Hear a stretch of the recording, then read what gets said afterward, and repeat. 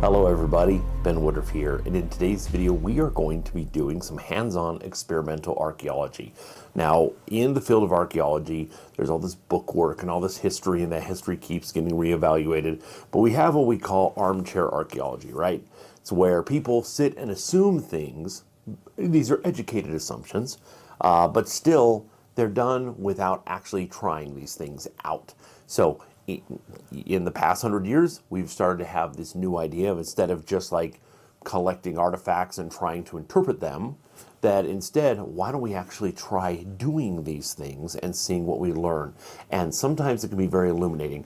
Now, some of it's just cut and dry. Some of these technologies are still around today, but some of them you can learn something by doing them yourself. So what we're going to do is we're going to take a look at an artifact at the Hutchings Museum, and we're going to try to replicate it in smaller form, and then I will share with you after what I've learned in the process of making it.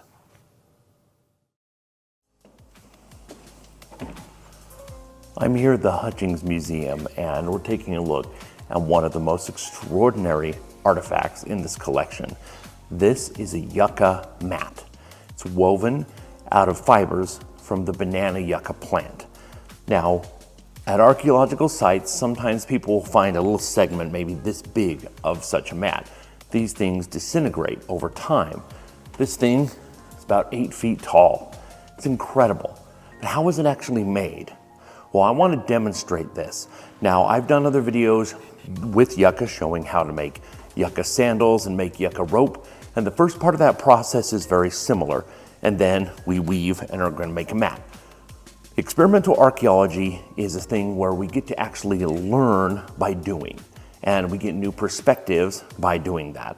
So I'm going to try to replicate 2 versions of this on one small piece. So this is a typical Puebloan weave, ancestral Puebloan weave. The Mogollon weave is over 2 under 1, over 2 under 1. So I'm going to try to make a small mat, a version of this. It's probably going to be a little looser in its weave because we're just trying to replicate the process. Half of it is going to be this style, half of it is going to be the Mogollon style. So let's see if we can do this, and we're going to show this step by step.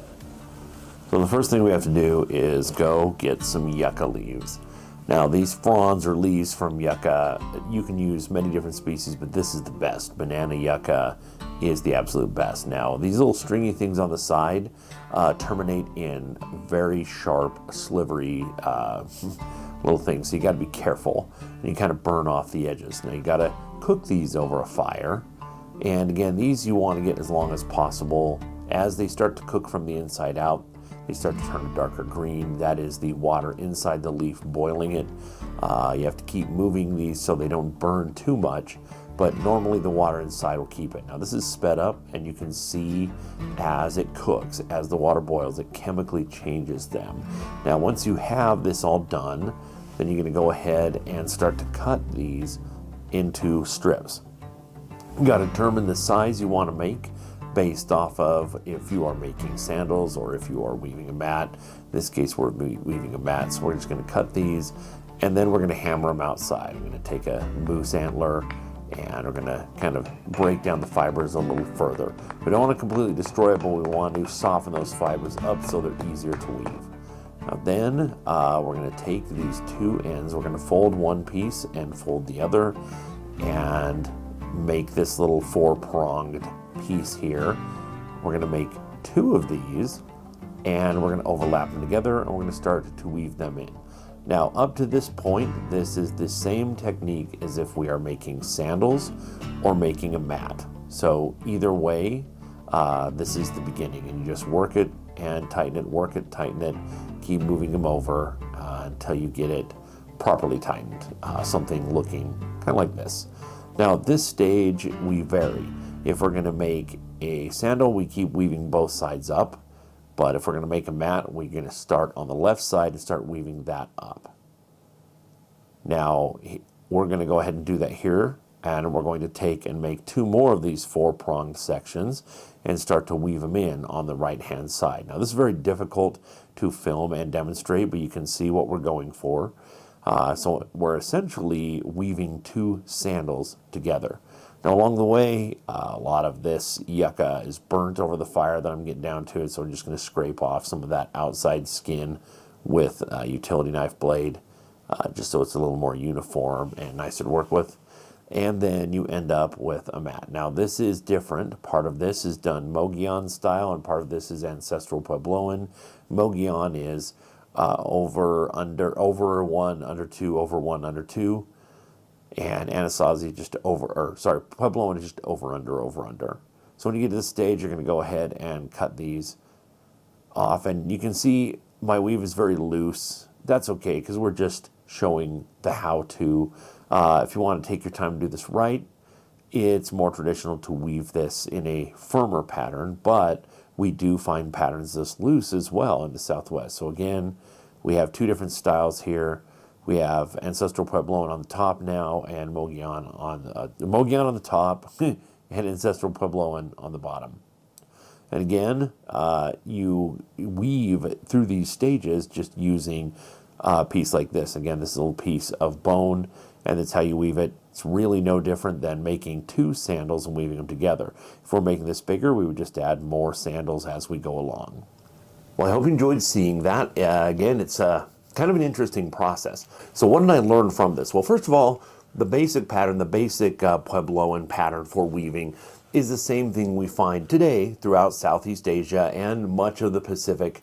A lot of people, a lot of tribes will use palm fronds, and they will do the same weave. So this is not a lost art per se, but it's a very different fiber using raffia palms. It's quite a bit different and quite a bit easier. This is a much more labor-intense process. And just like with any art form, the more you do it, the more you develop muscle memory, just like learning to play the piano. So part of what I learned is that I made my fibers way too wide and way too thick. Now, normally when I do this weave, this is the same weave that I do when I'm making sandals. If I'm making yucca sandals, I'm making them thicker, denser, because they're going to have to put up with me walking on them. That's very different if you're weaving a mat. So looking back at the actual weave, I can see now retrospectively that the mat was woven with far narrower and far thinner fibers. This makes it a lot easier to interweave and to keep a uniformity to the whole project. Now, this is going to dry out and shrink. So that's another factor in as well. I would think if you were making one of these, you would, as it dries, you give it a few days to dry and you tighten it up, cinch it up as you're going so that that weave will stay all together. But well, I also learned it's very hard on the hands. Got a lot of blisters and just really kind of tore off the first few layers of skin just working that coarse yucca fiber. So again, this is something you're going to be doing a lot. Then this is something you're going to have a lot of calluses from this sort of work. And you're going to develop that muscle memory, and you're just going to be able to weave really well. Now, I did this, half of this I did the Puebloan style, which is just over, under, and half of it I did Mogollon, which is over 2, under 1, over 2, under 1. And it was hard to keep track of these. I think it would be easier to keep track of these if I had made them thinner. But still, doing 2 weaves and then doing 4 weaves and getting them all together, it takes a lot to get it straight in your head. And again, this is something that I think if you're an old master where you've been doing this for years, I think it would just be super matter of fact and super easy. No different than people who do crocheting and they just almost do it subconsciously and it's just a muscle memory thing and they get really good at it. So it would have taken a lot of work. It would have taken many days to weave a mat this big. Again, this is a project that you could also have many people working on together at the same time. I think it's also possible, if you notice my finished piece, there's light and dark depending on how things charred. Well, you could do that intentionally. You could intentionally char some pieces of yucca and you could weave an elaborate pattern. But again, the march of time and the gamma rays from the sun break down whatever those pigments are. So it's possible that this enormous mat on display at the Hutchings Museum may have originally had an elaborate pattern, a colored pattern, a pigmented pattern that doesn't have any more.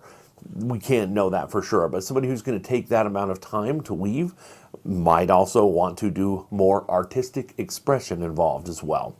So I hope you enjoyed seeing this. Hope you learned a thing or two. I would love to know your thoughts and your comments. Again, I would have, if I went back and did it again, I would do the H blade. I would weave, I would make it much narrower and much thinner and make it more uniform in the weave. But I learned a lot and it was cool to make. Hope you enjoyed watching. Let me know your comments. If you haven't already, if you could hit subscribe to the channel, I really appreciate it. And always remember that life is a gift. So never stop learning and never stop exploring. We'll see you next time.